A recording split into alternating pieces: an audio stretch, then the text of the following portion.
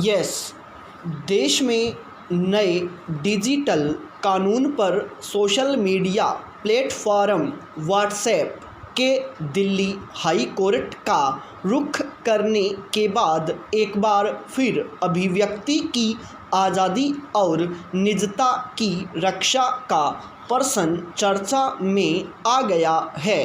दरअसल digital media, जिसे new media भी कहा जाता है, अब तक किसी तरह की जिम्मेदारी से मुक्त रहा है। परंपरागत मीडिया के लिए तो कई तरह के नियम पहले से ही हैं। खासकर प्रिंट मीडिया ने अखबार में छपे हर शब्द के लिए हमेशा जिम्मेदारी का निर्वहन किया है, लेकिन न्यू मीडिया एक तरह से बेलगाम रहा है, क्योंकि जिम्मेदारी जानकारी पोस्ट करने वाले की मानी जाती रही है, कंपनी की नहीं। अमेरिका में जहां यह शुरू हुआ था, कम्युनिकेशन डिसेंसी एक्ट के सेक्शन 230 के तहत ऐसे नियम लागू हुए थे जिन्हें पूरी दुनिया अपनाती चली गई। हालांकि अब अमेरिका में भी सवाल उठ रहे हैं और सोशल मीडिया कंपनियों को जिम्मेदार बनाने की पहल शुरू हो गई है, न्यू मीडिया का दुरुपयोग न हो सके। इसी उद्देश्य से भारत सरकार ने इंफॉर्मेशन टेक्नोलॉजी रूल्स फरवरी महीने में अधिसूचित किया था।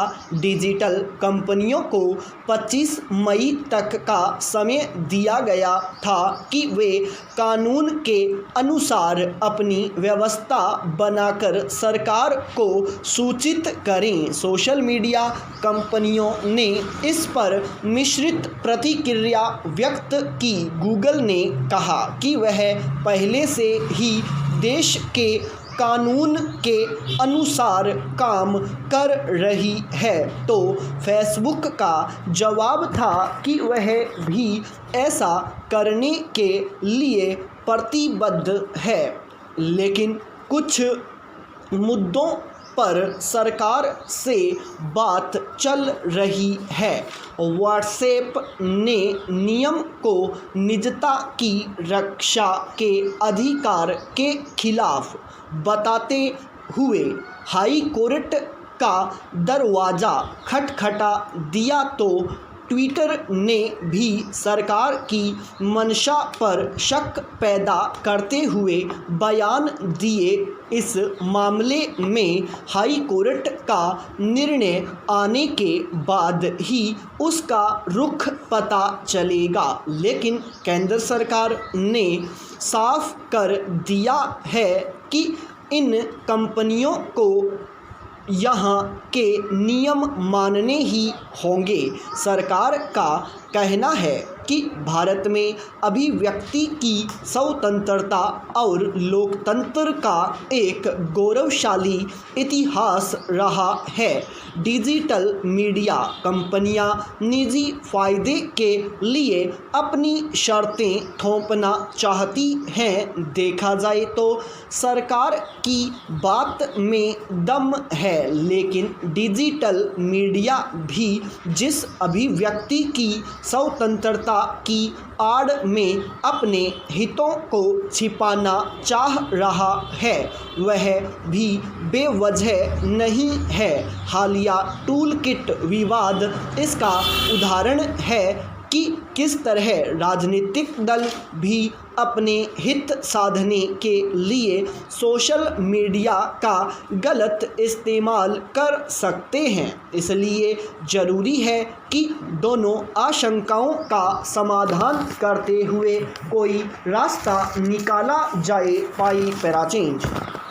कोविड-19 की रोकथाम के मानक तत्व सामाजिक एकांत और उससे पनपे दुष्प्रभावों को सोशल मीडिया ने काफ़ी कम किया है। सोशल मीडिया में पूरी दुनिया समाहित है। यह लॉकडाउन और सोशल डिस्टेंसिंग की परेशानियों को कम कर सांत्वना और अपनत्व तो देती ही है, साथ ही सूचना, शिक्षा और मनोरंजन का भी काम करता है। यह तो सभी जानते हैं कि सामाजिक एकांत से अवसाद, उदासी और तनाव की समस्या पैदा होती है। निश्चित रूप से कोरोना महामारी के इस आपदा काल में सोशल मीडिया लोगों का संबल, आस और मार्गदर्शक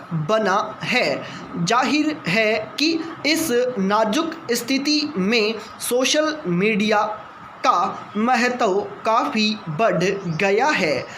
यह तब अभिशाप बन जाता है जब इसके जरिए भ्रामक सूचनाएं और विचार फैलाए जाते हैं। ये सूचनाएं जंगल में लगी आग की तरह फैलती है।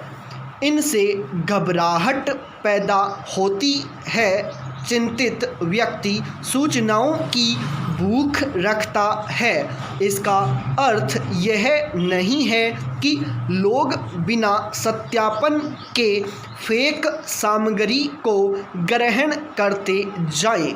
मुश्किल यह है कि सोशल मीडिया के जरिए अप्रमाणित उपचार, गुमराह करने वाली और डर बढ़ाने वाली सनसनीखेज खबरें भी फैलाई जाती हैं, जो बड़ी समस्या का कारण बन गई हैं।